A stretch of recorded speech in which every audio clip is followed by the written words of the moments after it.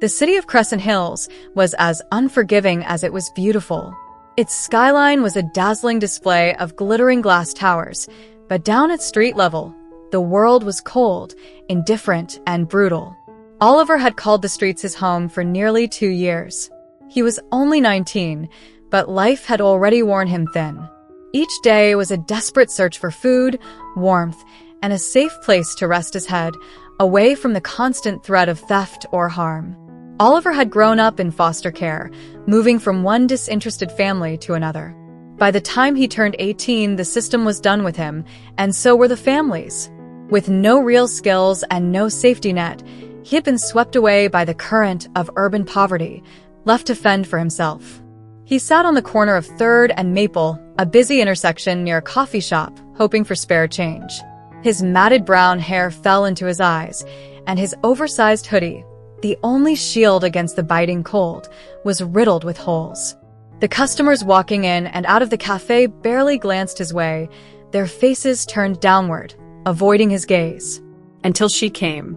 A woman, perhaps in her late 40s, with impeccable makeup and an air of effortless elegance, paused in front of him. Her heels clicked on the pavement as she stopped and crouched down to his level. Her name, as he would later learn, was Vivian Sinclair. She had piercing blue eyes that seemed to see straight through him, and when she spoke, her voice was both commanding and kind. "What's your name?" Oliver hesitated. He had learned the hard way not to trust people too quickly. But there was something about her presence that disarmed him.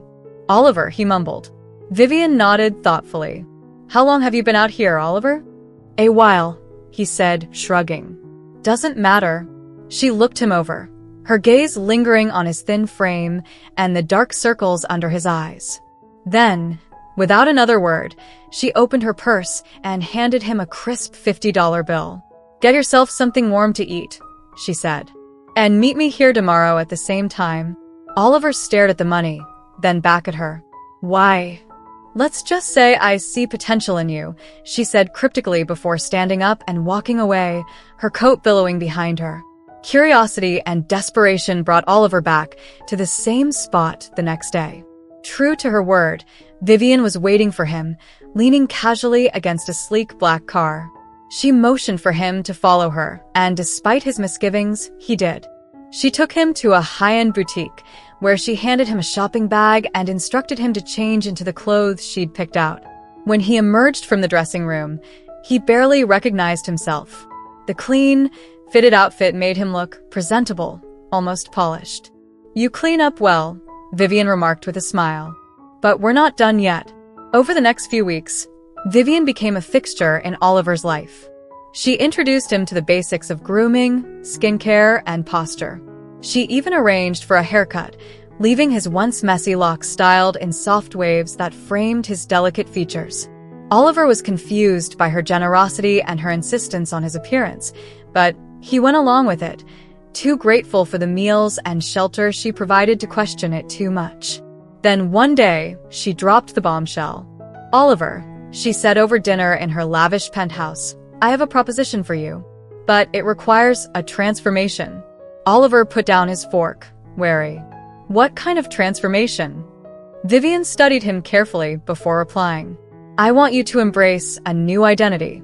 To the world, you'll no longer be Oliver. You'll be Olivia, a young, elegant woman with a bright future." He blinked at her, stunned. "You're joking, right?" "I assure you, I'm quite serious." She leaned forward, her voice lowering. "You have the features for it. With the right training, you could be stunning. And in return, I'll give you a life you've only dreamed of. A home, education, connections, everything." Oliver's mind reeled. The idea was absurd, ridiculous. But then he thought about the alternative. The freezing nights, the gnawing hunger, the constant fear. "What's the catch?" he asked, his voice barely above a whisper. "There's no catch," Vivian said. "Just commitment. If you agree, you'll have to see it through. No halfway measures." He hesitated, his gaze falling to his hands. They were calloused and rough from years of hardship. Could he really do this? Could he become someone else entirely? "I'll try," he said finally, the words tasting strange in his mouth. Vivian smiled, a gleam of triumph in her eyes. Good. Let's get started. The process was grueling. Vivian hired professionals to teach Oliver, now Olivia, everything she needed to know to pass as a woman. There were lessons in makeup, voice training, and etiquette. He learned how to walk in heels, how to style his hair, and how to carry himself with poise. At first, Oliver felt awkward and self-conscious. But as the days turned into weeks, he began to see the transformation in the mirror. His naturally soft features became even more refined with the help of contouring and strategic styling. His movements grew fluid and graceful, and his voice took on a melodic lilt. Vivian was meticulous in her guidance, pushing Olivia to perfection. Confidence is key, she would say. If you believe it, so will everyone else. And she was right. By the time Vivian introduced Olivia to her circle of high society friends, no one batted an eye. They saw only a strikingly beautiful young woman with an air of mystery and charm. Olivia's new life was a whirlwind. Vivian introduced her to influential people, business moguls, fashion designers, philanthropists. She attended galas and charity events, her stunning looks and sharp wit quickly making her a favorite among the elite. But beneath the glamorous exterior, Olivia struggled with her identity. Was she still Oliver, the homeless boy who had fought to survive?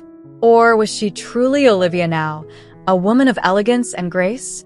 Vivian seemed to sense her turmoil. One evening, as they sat on the balcony of the penthouse overlooking the city, she said, "You're wondering who you really are, aren't you?" Olivia nodded. "You're both," Vivian said simply. "You've taken the best parts of Oliver and woven them into Olivia. And that makes you stronger than either could ever be alone." The words resonated with Olivia, and slowly, she began to accept herself. Despite her newfound confidence, Olivia couldn't escape her past entirely. One evening, while walking home from a charity event, she saw a group of homeless people huddled under an overpass. It was a sight she knew all too well, and it stirred something deep within her. She approached them cautiously, her designer gown and diamond earrings starkly out of place. "Do you need anything?" she asked softly. The group looked up at her, their expressions wary. A woman with a weathered face spoke up. "Why would someone like you care about people like us?" Olivia hesitated, then said, "Because I was you. Not long ago." She pulled out her phone and made a call. Within minutes, a catering van arrived, delivering hot meals for everyone there. She stayed and talked with them, sharing her story and listening to theirs. It became a turning point for Olivia. She began using her position and resources to advocate for the homeless, starting initiatives to provide shelter, job training, and support for those in need. As the years passed, Olivia's influence grew. She became a beloved figure in Crescent Hills, known for her beauty, intelligence, and compassion. But more importantly, she found a sense of purpose. And through it all, she never forgot the boy she had been, the boy who had struggled and survived. He was still a part of her, a reminder of how far she had come. In the end, Olivia wasn't just a new identity. She was a testament to resilience, transformation, and the power of believing in something greater than yourself. As Olivia's life grew more glamorous and fulfilling, the memories of her days as Oliver became less frequent, but never disappeared entirely. Occasionally, she would walk past an alleyway or see a person sitting on the street corner, their hand outstretched for change, and it would send a shiver down her spine. One night, while attending a masquerade ball hosted by one of Vivian's influential friends, Olivia felt a strange sense of unease. The grandeur of the event, the dazzling lights, the clinking of champagne glasses, the hum of polite conversation, was suffocating. She excused herself and stepped out onto the terrace, breathing in the cool night air. As she leaned against the railing, lost in thought, a voice broke through her reverie. "Olivia, isn't it?" She turned to see a man standing a few feet away, his mask pushed up to reveal sharp, observant eyes. He was tall, impeccably dressed, and had an air of confidence that matched the crowd inside. But there was something about the way he looked at her that made her feel exposed, as though he could see through the layers of makeup and couture. "Yes," she replied cautiously. And you are? Daniel, he said, stepping closer. I couldn't help but notice you seemed out of place. Almost like you don't belong here. Olivia stiffened, her carefully constructed mask threatening to crack. What makes you say that? He shrugged, a small smile playing on his lips. Call it intuition. Or maybe it's just that everyone in there is pretending to be something they're not. You seem like the only one who doesn't enjoy the game. She didn't know whether to feel insulted or relieved. And what game is that? The game of appearances, Daniel said, his tone softer now. But maybe I'm wrong about you. Olivia forced a smile and turned away, her heart pounding. The encounter left her unsettled, but she couldn't explain why. A few weeks later, as Olivia was leaving a meeting with a nonprofit organization she had partnered with, she spotted someone she never expected to see again. Sitting on the steps of an old building was Marcus, a boy she had known during her days on the streets. Marcus had been one of the few people Oliver could trust back then. They had looked out for each other, sharing food and warmth on the coldest nights. But one day, Marcus had disappeared, and Oliver had assumed the worst. Now, here he was alive, but clearly struggling. His clothes were tattered, his face gaunt. Olivia felt a pang of guilt. She had escaped that life, but Marcus was still trapped in it. She hesitated, unsure if he would recognize her. But then she reminded herself of who she was now. With a deep breath, she approached him. Marcus, she said softly. He looked up, his eyes narrowing in confusion. Do I know you? It's me, she said. Oliver. For a moment, Marcus stared at her, disbelief written all over his face. Then his expression shifted to shock. Oliver? No way. You're it, girls?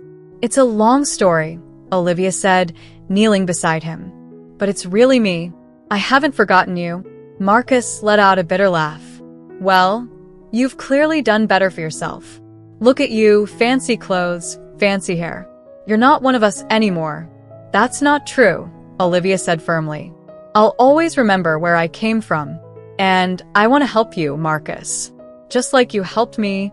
He looked at her, skepticism etched into his features. Why would you bother? You've got everything now. Because I wouldn't be here without people like you, she said. Come with me. Let me help you get back on your feet.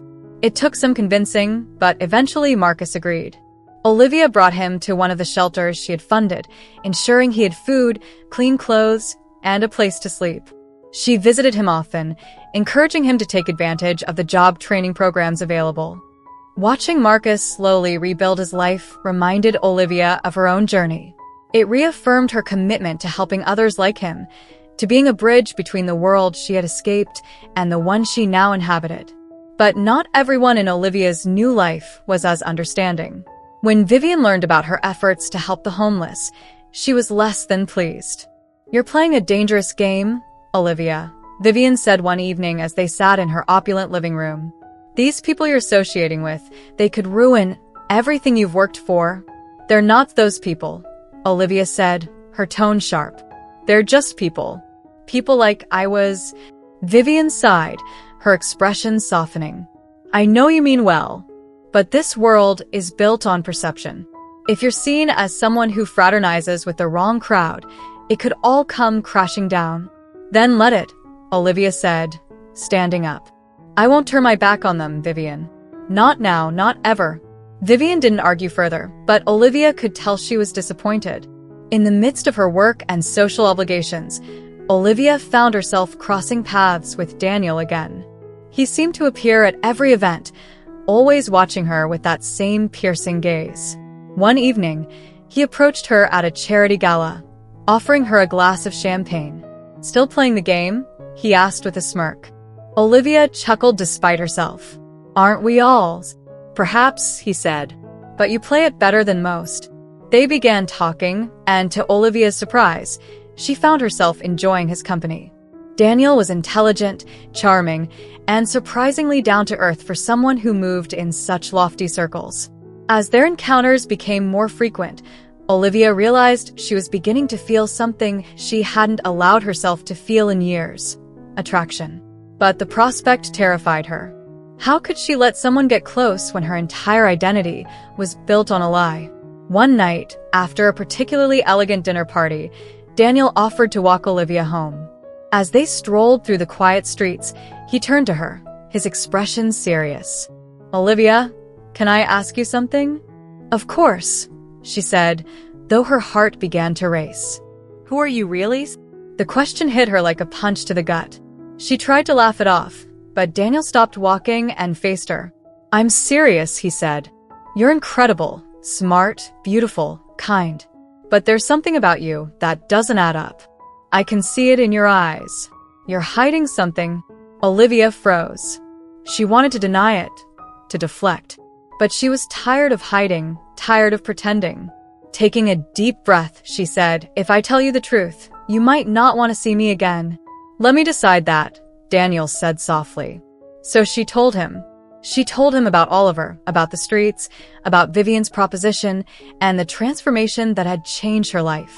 When she finished, she couldn't bear to look at him, afraid of what she might see. But then Daniel reached out and took her hand. "You're braver than anyone I've ever met," he said. "And if anything, I admire you even more now." The relief that washed over Olivia was overwhelming. For the first time in years, she felt truly seen. With Daniel by her side, Olivia's life continued to flourish. Together, they expanded her charitable efforts, creating a foundation that provided housing, education, and job opportunities for the homeless. And though she had once feared losing herself in the role of Olivia, she now understood that she wasn't pretending anymore. Olivia wasn't just a facade. She was who she had always been. Deep down, a survivor, a dreamer, a fighter. As she stood on the balcony of her penthouse one evening, looking out over the city that had once seemed so cold and unwelcoming, Olivia allowed herself a moment of quiet reflection. She had started with nothing, a homeless boy scraping by on the streets. Now, she was a woman of influence and compassion, surrounded by love and purpose. And she knew, without a doubt, that she had found her true self. Thank you so much for watching till now. It means the world to have you here. This community is all about empowering each other and celebrating the incredible journeys of everyone on their path to living authentically. If you're ever feeling lost or alone, remember you have a whole family here for you. Hit that subscribe button. Smash that like button. And let's keep inspiring each other, sending you all the love and strength in the world. Until next time, live your life by your rules.